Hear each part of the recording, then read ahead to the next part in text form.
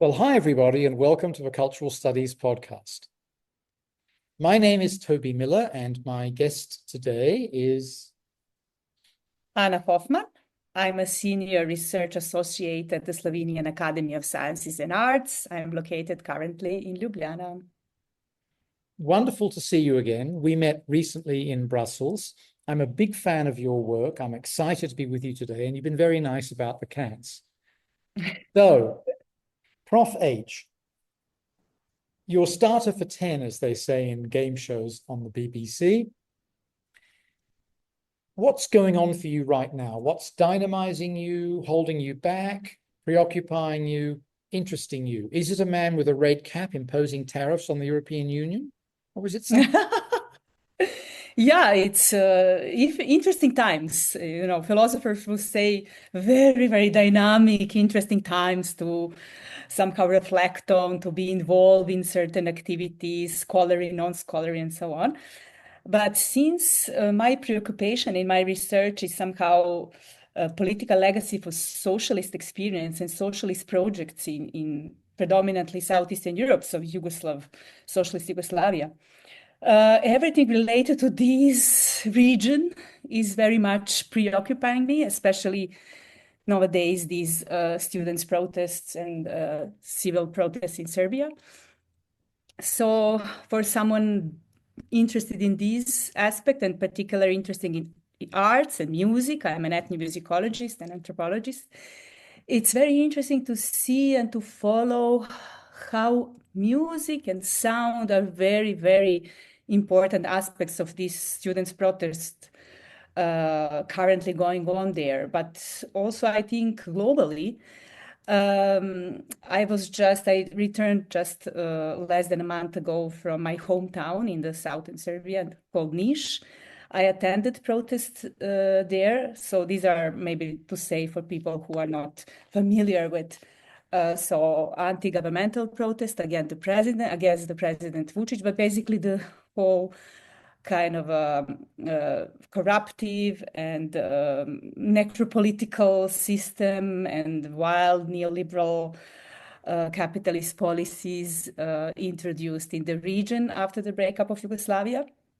So this is the moment that obviously people mobilize collectively to change something. And what is for me also interesting and is related to my research is that they don't just strive for some changing of the government, but a student would say, we would like to change the system. So it's very interesting to think about systemic change in the region, which already has been through so many, or at least two important systemic changes. One is in the recent history collapse of socialism. And then people in the region will say like one utopia died, like socialist utopia, and then capitalist utopia died. And now we are discussing a new systemic change. So it's very, very interesting to follow that and to see which type of new system students and people envision there. So they're totally aware that it's not just the question of, for example, president, but it's also the question of foreign capital, which is very much involved in sustaining this government. It doesn't matter anymore, as you asked me about, geopolitical situation in Europe, but it doesn't matter at this current moment there, are we talking about right-wing politics, left-wing politics? It's more about deeply material conditions which produce these positions, which are actually used by politicians as a kind of a label. It doesn't matter. Sometimes the president supports some kind of a leftist policies, very in a populist way, of course, and memory politics also. But sometimes it's also conservative right wing. But at the basis is a capital, because he will do everything just to be on power. And somehow this power is actually supported and sustained by not just corporations, like in the case of lithium, for example. This is the key question also students are trying to address now. And what somehow depressed me also is that European Union, not really depressed, actually I'm not surprised that European Union is totally silent to these protests. There is nothing, actually. We have one officer, Marta Kos, Slovenian one. She's responsible for enlargement of European Union. She made one statement which was really kind of a generic, almost AI written. And then the next one was again, something which is totally mild without really. So the latest action by students is yesterday, they start cycling to Strasbourg. And they will cycle because obviously that's the only way somehow to get attention, but also to get attention to this kind of a problematic imperialist relations that, for example, European Union, Germany particularly wants lithium for Serbia. And they neglect this part of a protest because they don't know how to deal with it. Simultaneously, they need the resources, but they're supposed to be democratic and they're supposed to not somehow support this authoritarian regime. Not to talk about, land privatization, other resources like gold sold to Chinese firms and many other. So we are talking about the current mantra of foreign investment in the region, which actually escalated now, and people are basically struggling for the bare life. So yeah, to come to singing and to my topic. So the topic of my book which will come in 2 months. Oh, wow, that's exciting. Yeah, it's actually already in May now by Oxford University Press. It's Uh-huh. called Socialism Now. Ah, I like it. I like it Is already. singing, yes. Are we almost here?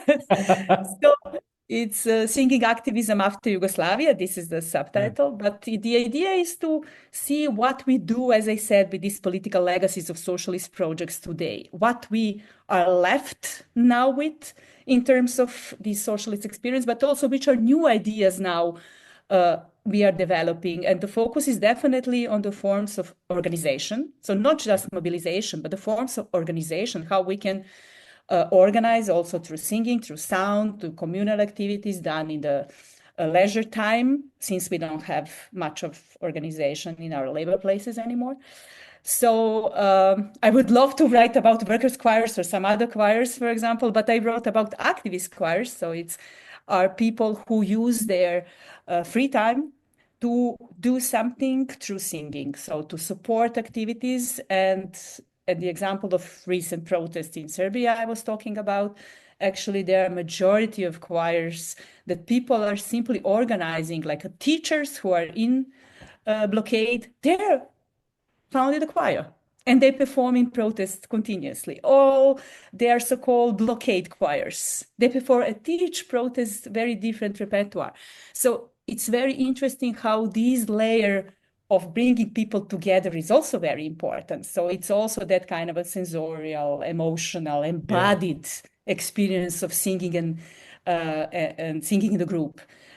It's very important. So well, just to connect all these. Oh, that's a wonderful picture that you've painted. I mean, distressing, but also energizing and positive. And it makes me think about a Tom Lehrer song, US mathematician and I guess you could say satirical songwriter from the 50s and 60s, where he had one song called We Are the Folk Song Army and Every One of Us Cares.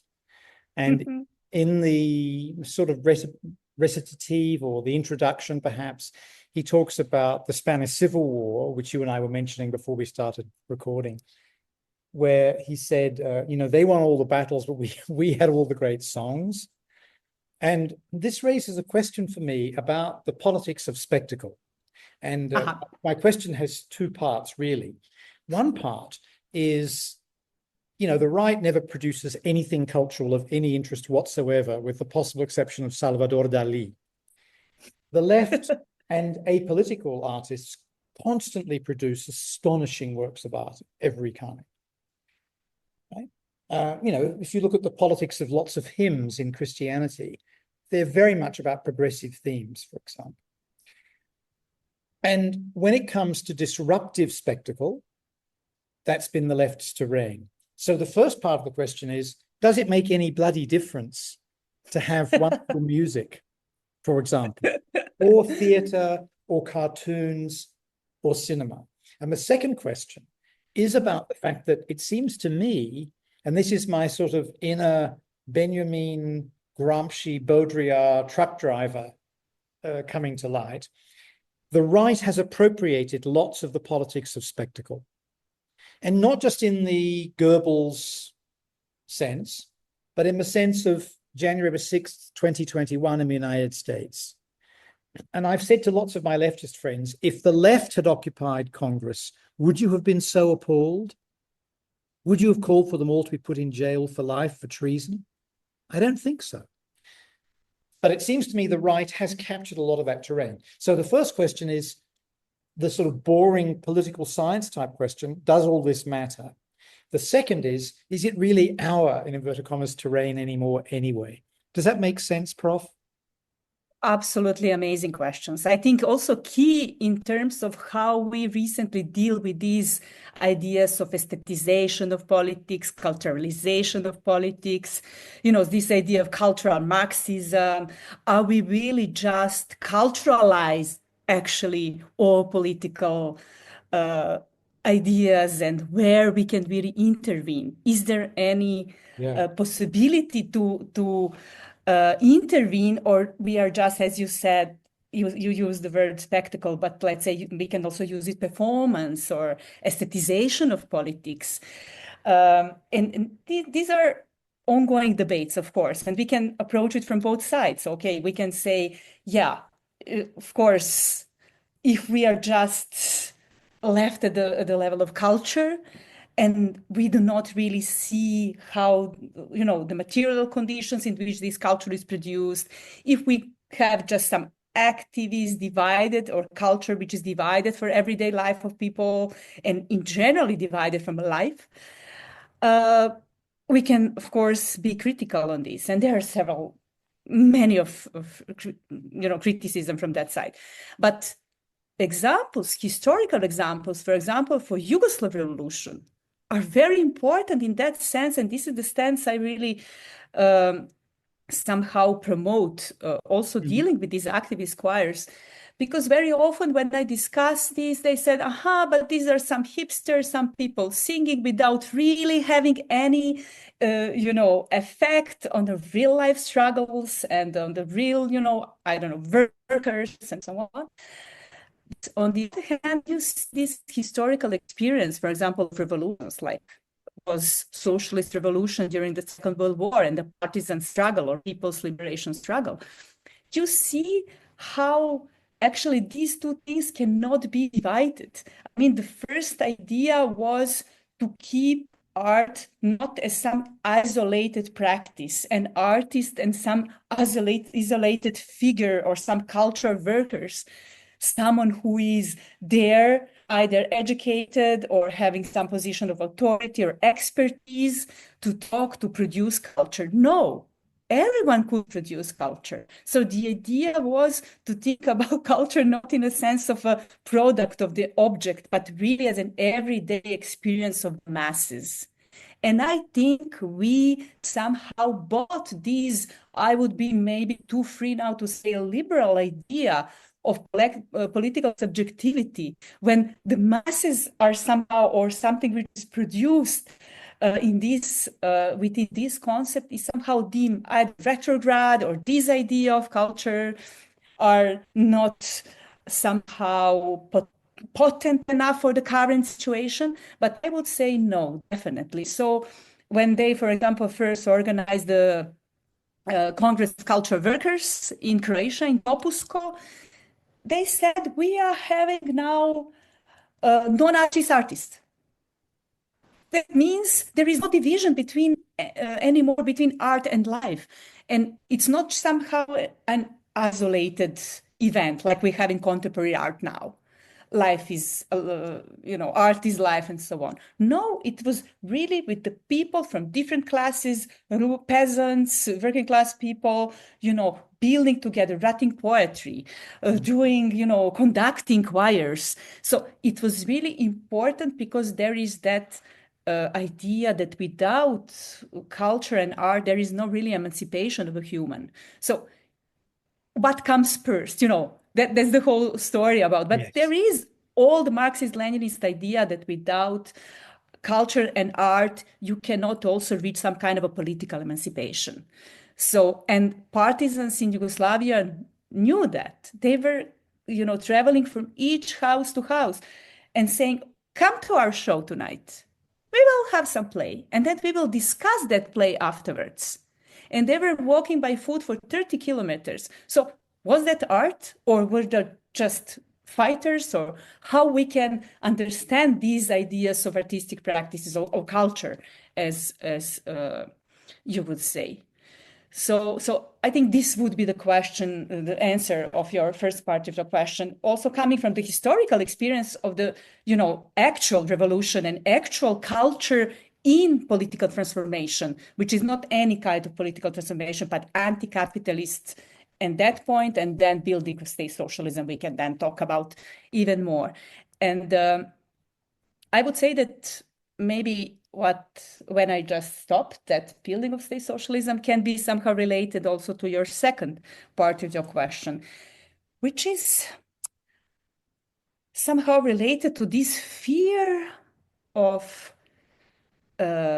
nostalgia, but also feel on that leftist melancholia, I would say, which is very interesting in the former socialist societies, because the left somehow has that feeling that there is no political potential in going back. So especially if going back is somehow burdened also with some emotion.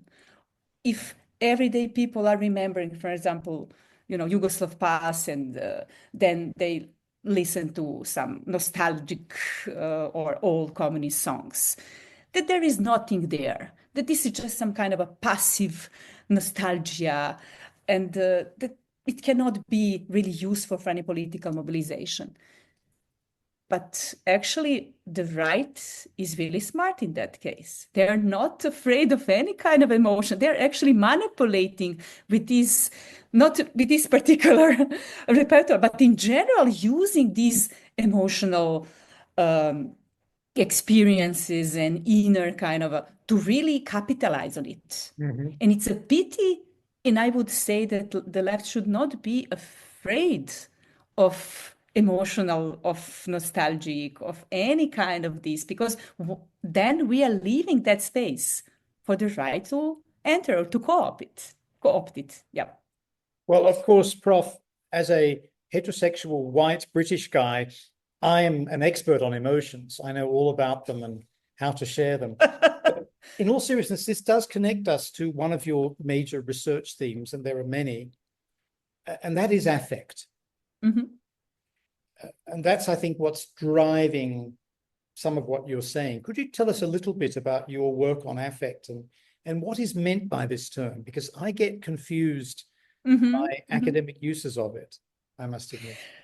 Yeah, I totally agree. It's a vast field of, let's say, research, but also the way how affect is employed in different disciplines, in different, areas of studies is also very diverse. In the last book I edited with a colleague of mine from the Institute, Tanja Petrovic, we were actually discussing if this inflation of the idea of the concept of affect, actually, how it can contribute to actually having a good ground to use it as a theory, as a important conceptual framework. However, there are, of course, several streams of understanding what affect is, but let's say that in my case, I was more interested into what affect does. So not about the, of course, the genealogy of the very term, and I wrote about that and many others. I'm not the only one, of course, but I mainly was among the first writing about in relation to music and sound. But the idea was the difference between affect and emotion. So that was let's say, from Brian Masumi and others, the main idea was somehow to propose to some sensorial experience that it's still not cognitively perceived and some kind of a culturally, socially already operated before it's actually verbalized. So it's some kind of a romanticizing this idea of immediacy, that we can have some experience, some embodied experience. For example, when you are listening, when you are in the concert, I think this is usually the good example, or you are in the football match, and then you see this crowd chanting and you feel goosebumps. This is, for example, something how people usually um, describe some sensorial experience which somehow they cannot always be aware of.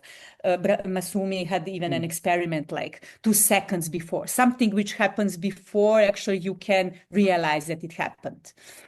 Of course, there are many critiques also on this way, on this understanding, and is there actually some immediacy exists, possibility of existence of some immediate experience. But for me, I was more interested, and this is related to nostalgia as well, why we invest in affective experience and how we politicize them, and why, for example, in the current moment, there's so much emphasis, and even some scholars would say there is some kind of a not that we are focused on affect, but actually there is affectization of our neoliberal capitalist realities. So that we are somehow also forced, or not necessarily forced, but let's say, like, be part of this reality, which is already that capitalism also produces itself to this idea of sensorial and of affective experience.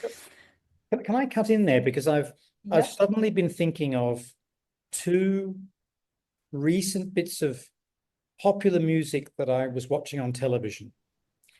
One, a documentary about the British rock band The Who, Mm-hmm. and the other, when the then President Barack Obama, with Paul McCartney alongside him and Michelle Obama also, watched Elvis Costello sing Penny Lane, Mm-hmm. Beatles song, written mostly by McCartney, I think, with a US military officer or ordinary man playing the very complicated trumpet part of that. In one case, everybody's wearing formal clothing because it's the White House, and everyone's pretending to love it, but they're sitting quite still, though, with smiles on their face, and then they very gently move side to side occasionally. In the other, The Who, the audience is even older. And as they moved up and down and sideways, I kept thinking they would have heart attacks or break their hip bones or something. And what these things do is cast me back to a time when rock music, as broadly interpreted, was deemed to be progressive in and of itself, regardless of its lyrical content, because of the bodily urges that it expressed, very much drawing on African American and African traditions. I mean, you know this better than I do. So I'm interested in, I wanted to ask you about what happens with affect and music over time. Is it the same when you're 15 and you're a socialist pioneer in East Germany, as when you're a young pioneer, I'm sorry, in East Germany, as when you're 65 and you're boogieing along to, very old-looking members of The Who? Yeah, absolutely. There is another critique of understanding these embodied experiences as being universal, and even presume the idea of human body as somehow, that universal vessel, then you can experience.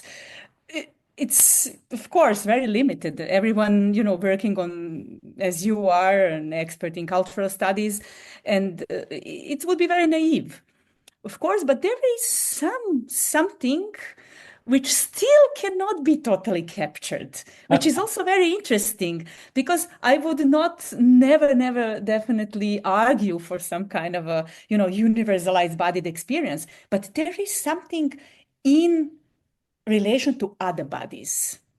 Of course, they can be usually human bodies. It can be also sonic bodies, different music instruments, and there is there another debate about, listening to music in a particular context, for example, then in offline, online, then the histories of listening, because our bodies are also somehow already immersed in particular listening histories. When we Mm. already, as you said, as a 15-old, pioneer, your body participated in one type of experience. But when you are older, you know, simply these experiences are also inscribed in our bodies, but also the way how we give meanings to them.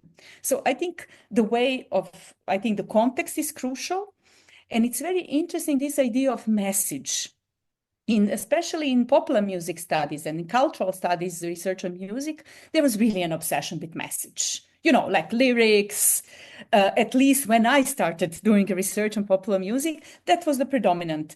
And I think the whole affect theory also started with this as a response to this over emphasizing the idea of what music mean, and then what music mean to that group of people, this group of people, younger, older, this ethnicity and so on. And this was like the response to that, discussing what music does. So is there any kind of an experiential level, which is never just in terms of, embodied? Of course, it's also cognitive, it's also contextual, it's also in interaction, in a social context, in cultural context, political, and so on.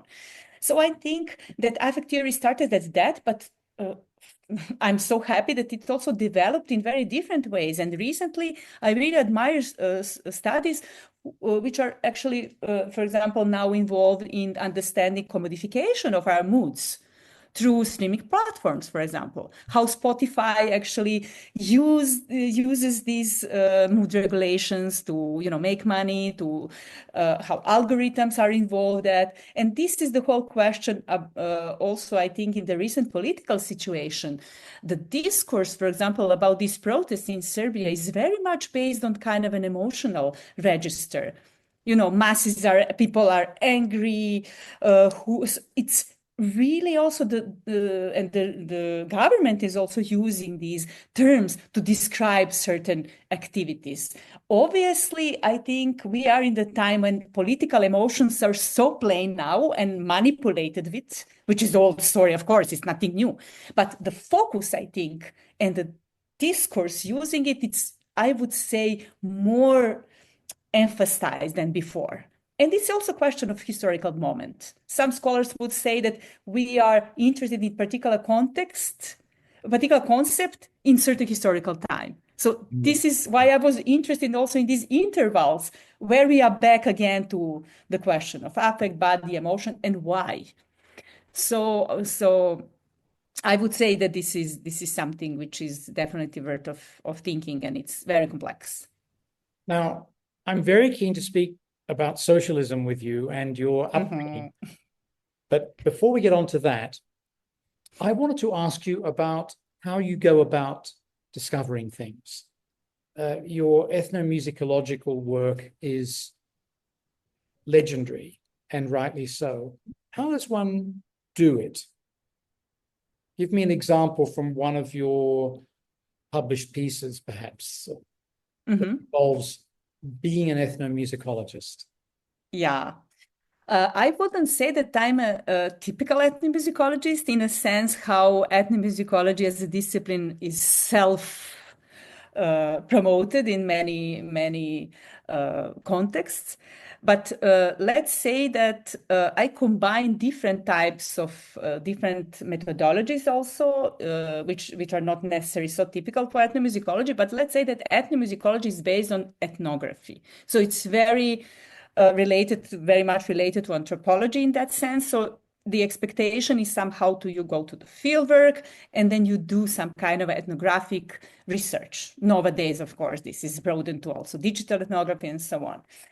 However, for majority of, as I started in that more kind of a classical way, so I started doing my PhD of women's experiences of emancipation through music in the region of southeastern Serbia. I was working with rural women and their participation in different cultural groups and events during socialism. and how they remember now that, and how they frame and reframe the idea of female emancipation in relation to the official discourses of gender equality. So I started with, let's say, classical fieldwork. So my main activity was to collect songs, so to ask them singing songs they perform at the moment they were part of these groups, but also some singing in some other contexts, like they were alone, or some rituals as well in this part of southeastern Serbia. But for example, from that research, I discovered that there are some things which are not sang to me. So while they were used to sing some, let's say, proper, more appropriate pieces like traditional folk songs, they would rarely sing something else. And these are songs related to some cafe experiences, some songs related to more professional fields of professional singers. And for example, this is how I entered from singing in this context of rural community to singing as a labor for women.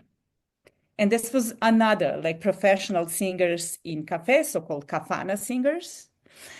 And I started also digging through, for example, media, newspapers.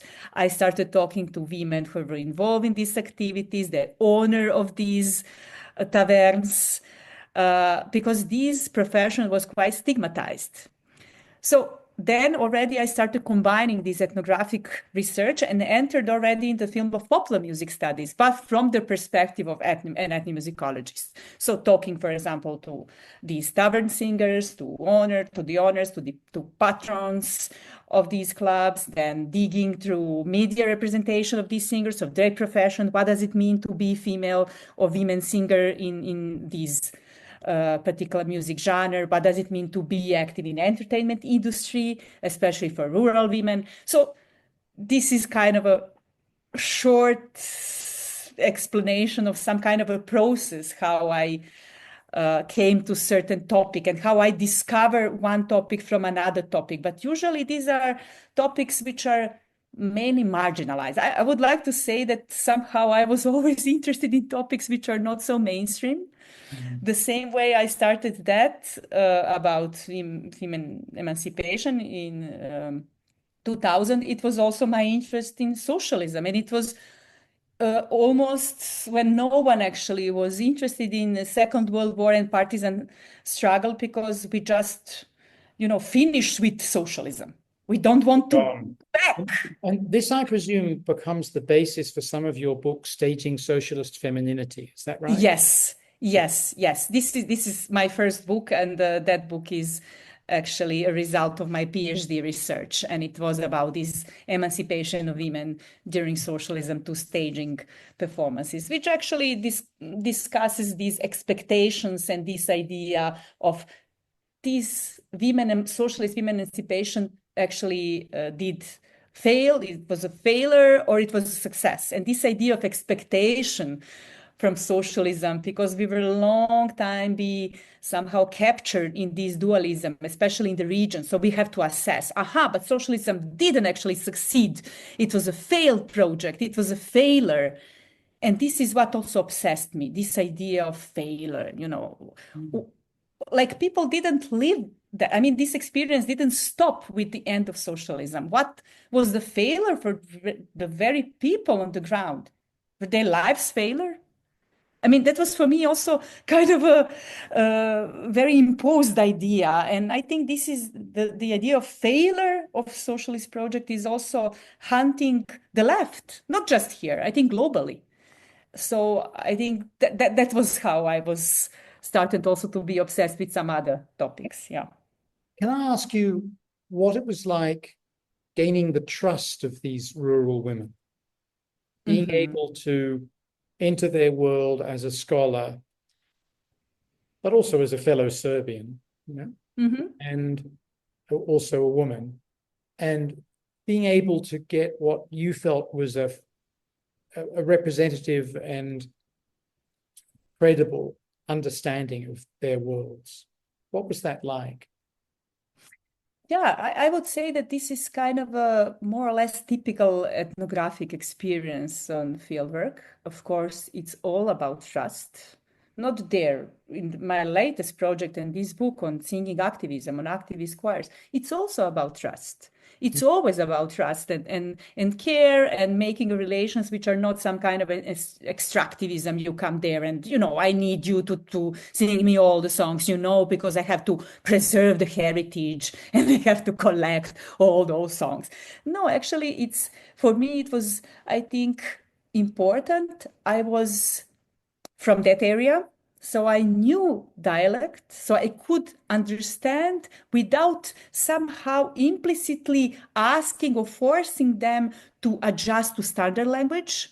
So I could, not all of this. I'm coming from urban area, but majority of that I could really understand of the terminology because the dialects are amazing there, and also the lyrics of the songs are also in a very interesting dialect. So I think that was, and I think spending time together in labor, for example. Sometimes these women were very busy.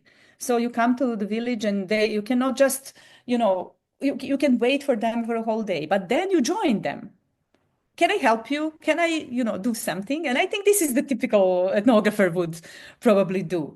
So, and through this joint and also I think the position of young, let's say, women be ready to learn. I think this is always a good card to play on. Like I would like to learn more, and they gave me lots of advice also how and it was really amazing. It was really amazing also to learn about, how they were, for example, 17 person in the family when they arrived as a bride. And what does it mean to live in such a massive household? And the position of women, and actually these very sometimes paradoxical relations between socialist policies and then the everyday life of these women in rural areas, and how this was negotiated, and what was the role of men, what was the role of their daughters sometimes, who were more some emancipated, for example, in the 60s and 70s. So this was very, very, and I was also lucky that my mom joined me. So yeah, and she also helped me to do some of this Yeah, field yeah, work. I great. have to admit that we had a great food, also great rakia, very often on the field work, because you cannot start singing just. You need some good atmosphere, good conversation. You need some, at least in this context, when I was working in, so good schnapps, good rakia, good drink, good food, good, especially female only company. I think that was also the good experience. So they get after a few hours really relaxed and then remember that song, this song. And I loved group, for example, group interviews, or I would never say interviews, but that type of group interaction. More women, it's not just because they sang collectively. This is a practice that majority of them actually supposed to sing collectively. It's very particular way of singing, but it's also they remind each other to particular. So, but you remember that moment when we sang that song. So it was really amazing experience. Fortunately, majority of these women in the book, Staging Socialist Femininity, are not alive. But I was somehow obliged to give this book to their, relatives or sons, daughters, and so on. So, Prof, what I want to ask you about now is two occasions in my life, 30 years apart. One was at the law school of an Ivy League university, where a group of people was convened, and it was my first encounter with Richard Maxwell. And when we all introduced ourselves around the table, Rick asked, "Who here is a socialist?" And I put my hand up, and he had his hand up. And all the fancy EU people laughed at us, and the Americans just looked away embarrassedly. My second is only a few months ago in a meeting that you were at, where you were talking a lot about socialism as a living thing and a context to be thought about.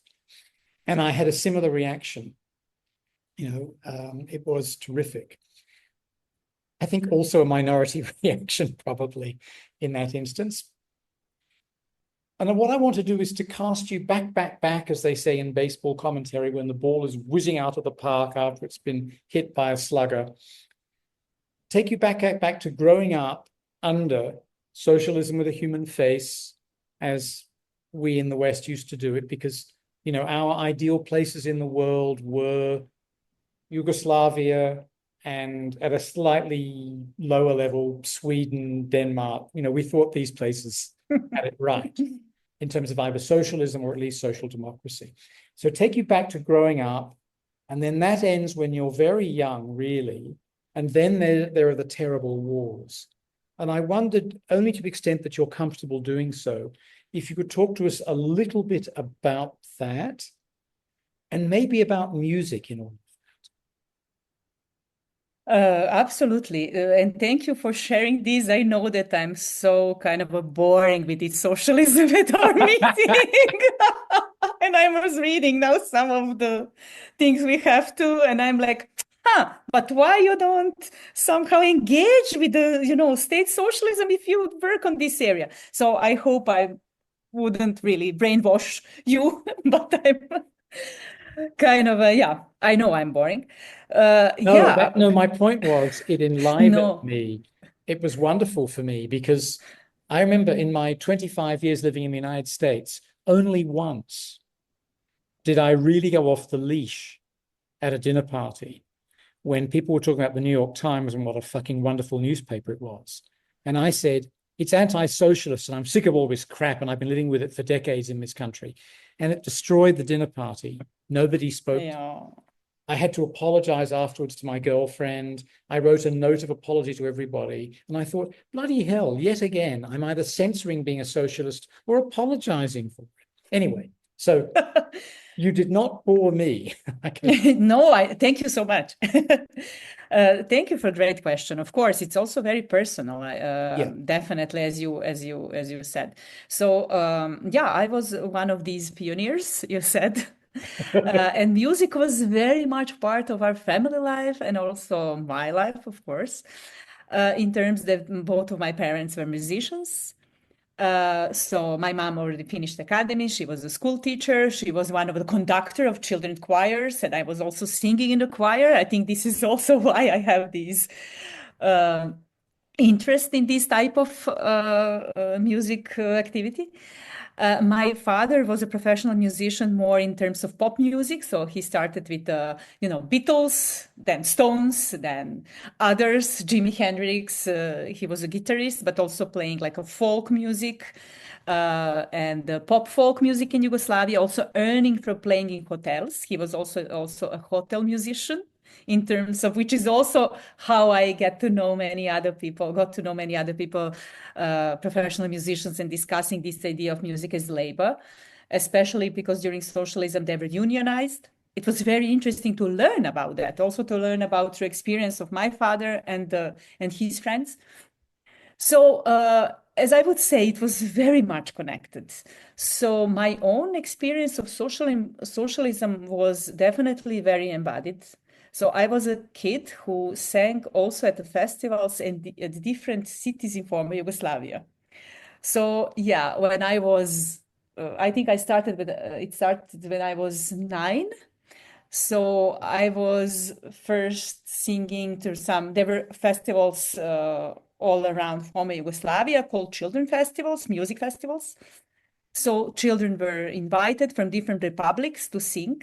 And the practice was also that you sing in different language. For example, in one of the festivals in 1987, I sang in Albanian. And I was, for example, in Prizren, when the first time at the late 80s, I could also see and feel interethnic tensions.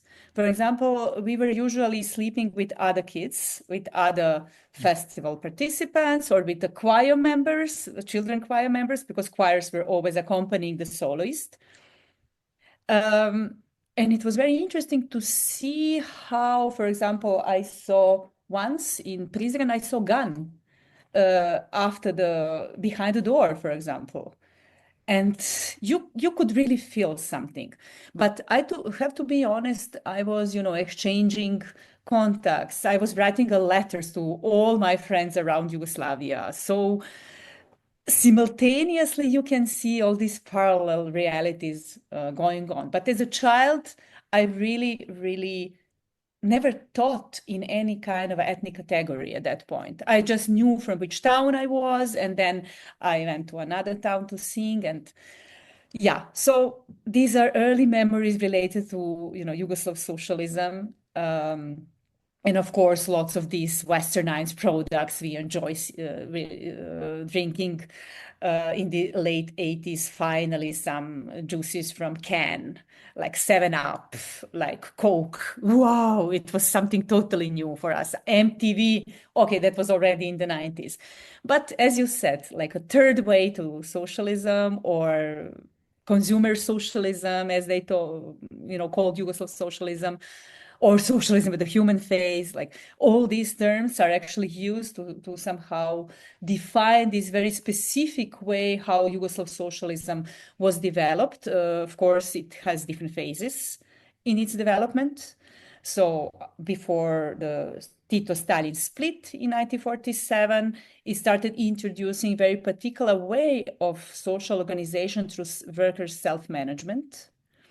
And I think this was that and particular social ownership were two most important specificities of Yugoslav socialism. And I think why this is relevant to think about that today. The idea of social ownership, so not what we usually and how we usually understand and how people in the West usually understand state socialism in terms of some kind of a, planned economy and state ownership and dichotomy between, state and people, but also in terms of kind of a state as an agent of self-organization and the actually commons, to have a system built on social ownership. So I think these two things are very important to somehow also challenge, because usually when people lately you can see also how the idea of state socialism collapsed, that everything was the same and so on. So I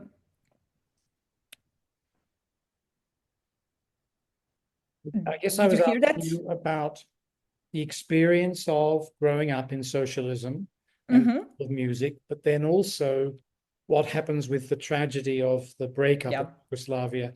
And of course, you come from a part of it that became, in inverted commas, westernized, the evil party, Mm-hmm. Mm-hmm. because of connections to Russia in part, just like Syria is evil because of its connection to Russia, but also because of the idea that other parts of the former Yugoslavia became oppressed by Serbia. This is one of the stories, certainly, that I got during the Civil War living in New York. So I wondered about that experience for you as a young woman, or Mm-hmm. becoming a young woman, but also what part music played in those days after socialism with a human face. Yeah. So yeah, I would like to say that it's also it's not just uh, let's say, one-sided representation of the complexity of Yugoslav war and the whole dissolution of Yugoslavia, but also the idea that somehow Serbia and Slobodan Milosevic was in some alliance with Russia. Actually, Slobodan Milosevic was an American guy. He was, as not Indeed. surprisingly, as you're talking about other places in the world. So he spent much of his time in the 80s in the States. He was also in the finance. He was a banker, so it's very interesting to see in financial sector that actually did very simplified idea of geopolitical division, that still imagination of Cold War division. it's not particularly helpful to understand it, I would say. On the other side, we know how Western media also works. But this is also not to say that I'm some kind of a pro-Serbian side in that conflict. Of course not. We were the first one protesting all my life. Now we are talking about protests in Serbia, but my first protests were already at the beginning of 90s when I was just enrolled high school. So it was the first protest against in terms of a school system reform. But that 96, that was a huge student protest against Slobodan Milosevic, because actually the elections were stolen and people didn't want him on power. And then 2000, when he finally somehow went off the power. So in that sense, it was uh, very ambiguous and also very problematic to see that you are fighting nationalism and you are fighting that type of, and then simultaneously you see how Western liberal democracies support nationalism, but in some particular way and in some particular, so neglecting some other nationalisms also going on. And actually in building that idea of European nation state in the very multicultural, multi-ethnic space of former Yugoslavia. So it was actually a pity to see that currently you can see European, and even in the 90s, but especially after 2000, after both Tudjman died and Slobodan Milosevic was taken to Hague, then you actually see how European Union policies are so in line with new nationalistic politics. And they don't have any problem suddenly with anything because there is privatization, as I mentioned in the beginning. There is privatization of what was not privatized by tycoons and by mafia. Now it can be also privatized through some other means. So, and I totally agree with the colleagues that we are in the region fed up very often in terms of academic focus on, nationalism or inter-Yugoslav, hatred. And because this was for the long period of time, the only way we can actually discuss cultural or musical even a situation in the region. That was expected. When I submitted my first book, the main question was, but how these women refer to Yugoslav wars? We need to know more about.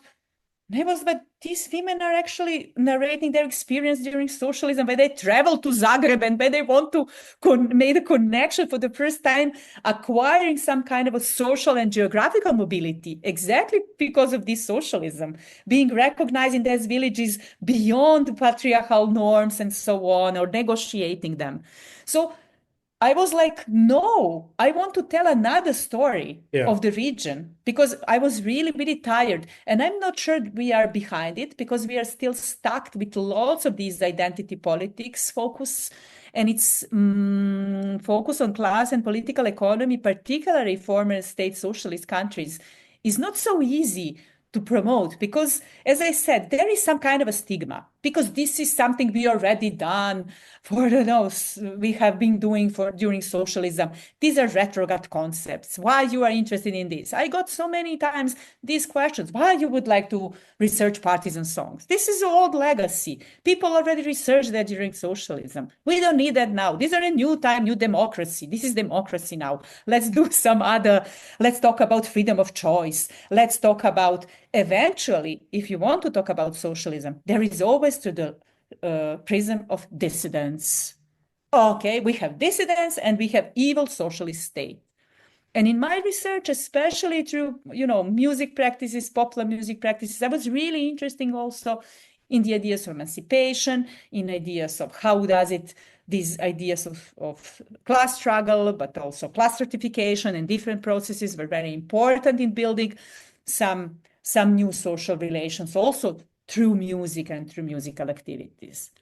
So yeah, this is why I probably also started as a kind of response to that dominant understanding of how we can speak about this region and from this region. And I really want to theorize from the region. Yeah. I think this is the complexity for a lot of us. I should just speak for myself.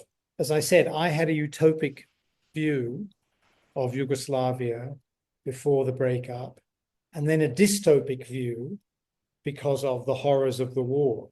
And those polarities very much condition my thinking. And I'm sure I'm not alone. And it's partly because of leftist fantasies, and it's partly because of bourgeois media coverage. And as you know, one of the problems with the, in inverted commas, Western media is that what they want to do is find someone who can speak English really well. Mm-hmm. Mm-hmm. And they do this whether we're talking about Pakistan or Serbia.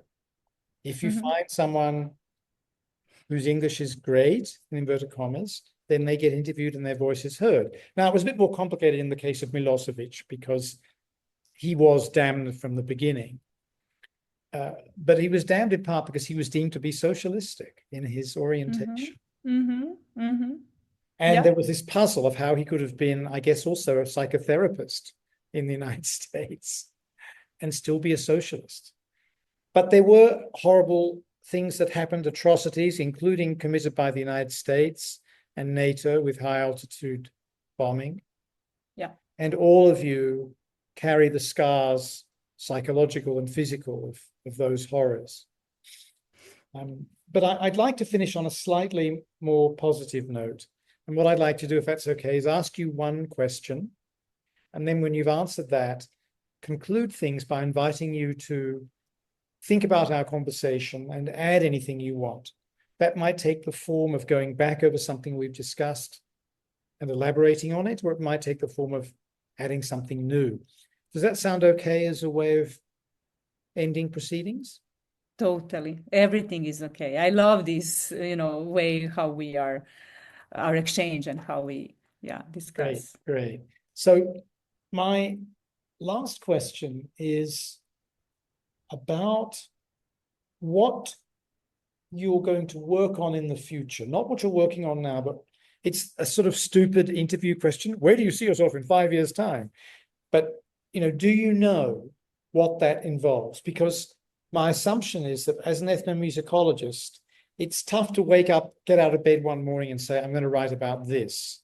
You need planning, you need resources, you need entree. So does that mean you have a little list of things for the future? I have something to show you. I know that people will listen, but I would like to show you something. So Yeah. absolutely, my problem is that I have so many ideas, but I don't have time to realize all these ideas. And since this book is finally finished,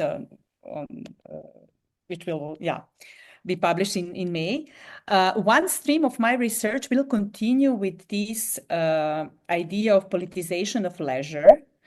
So in relation particularly to amateurism, I'm so much interested in cultural amateurism. And the idea of, infrastructures that allowed people to be engaged in culture and music beyond some kind of a productive selves. And because I think it's also a political question. As I said, why I do not research workers' choirs. And I'm kind of sad because there were some workers' choirs between two wars in Yugoslavia, in Germany, in the United States, in the UK, and so on. So it's very interesting practice but people could organize in their labor time, their labor space. But now with this totally different neoliberal capitalist idea of work-life dynamics, when we are not only fragmentized, but the idea of, worker is so much different. And where are these potential places and times and moments and spaces for being together, for make some emancipatory cultural and musical practices? I think it's a key question, and I would, as many of the theories dealing with the social reproductive labor, different types of labor, I'm somehow want to return to this idea of leisure from the socialist genealogies, also in a Marxist term, that leisure is, let's say, one of the key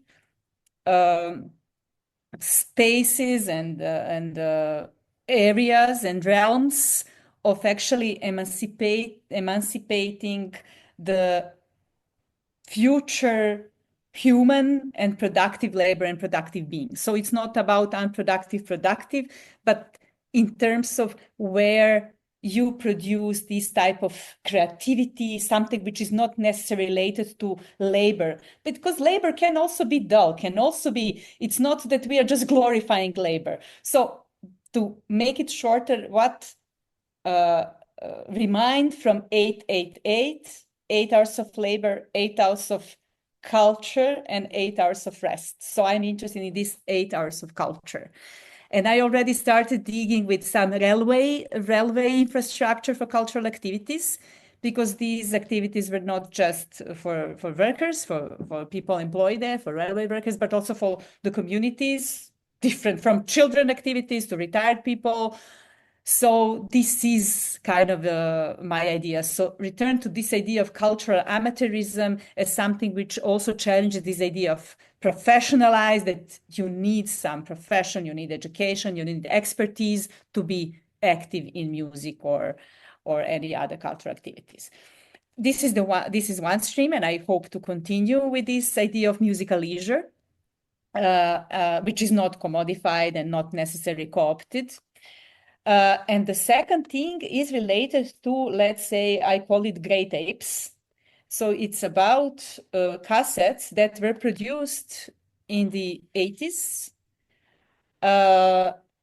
in the area of former Yugoslavia, and actually produced at the moment when Yugoslavia dissoluted and people could not listen anymore the productions coming from other production companies, because they were Yugoslav production companies, one in Zagreb, one in Belgrade, one in Ljubljana. But then when Yugoslavia dissoluted, music market also dissoluted, and then people were smuggling cassettes in order, for example, to listen to music from other republics. And this smuggling was very interesting when it came also to warriors or people actually active on the front, at the front.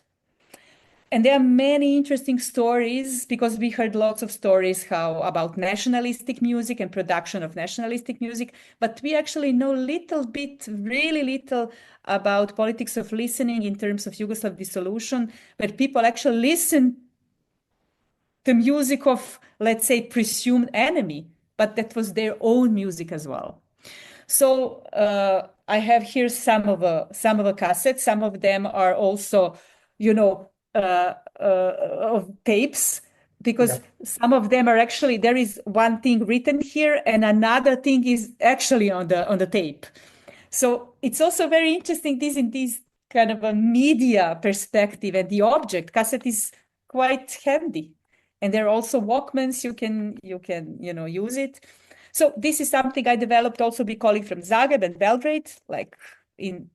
This is more our Yugoslav emotional. It probably would be quite difficult to research, because there would be people also involved in a conflict. But we are now making some pilot workshops to talk to people about that listening practices, about these cassettes, how they exchange them, what was the circulation. So these are one more railway, even more international or global, because I would like to also focus a little bit on India, Africa, Cuba, or kind of countries also with a socialist experience. And here is more like a regional thing. Wonderful. Very exciting project. And Prof, to conclude, are there things you'd like to add to what we've said, either touching on what's already been discussed or entirely new material? Yeah, I just want to say that I would really love that to encourage people to develop capacity to understand, especially in terms of these region state socialist experiences, because I see also with the student and younger people, I'm not sure how much we have that in a curricula, but I see some kind of an incapacity, that we are continuously incapacitated, either because of stigma or because of disappointment, as you said, or because of, that we cannot really take seriously this experience of actual existing socialism or historical socialism, and they're different forms. There is no need to be somehow afraid of it. It was complex, it was different, but I think it's important to, and we also form a group of ethnomusicologists, sound studies, musicologists, and music scholars from all around the world that we actually about music and socialism or sounds of socialism. And we are regularly meeting now. And also we hope to offer some curricula that open, and probably will also organize some lectures that we can really start to discuss more freely and build that capacity also to understand this past, which was somehow really deemed as failed. And I think it deserves a new reading. Beautiful. Well, Prof. Hofman, thank you so much for Oh, being with us. It's been great. I've really enjoyed it. And it was my all, honor. all the best with the new book. Thank you so much. Yeah, yeah. I'm looking forward also to have it finally in my hands after 5 years of just writing and more than 15 years of research. So it would be amazing also to share with all these activist choirs and people. Yeah. So yeah, looking forward also to hear the reflections on it. Yeah.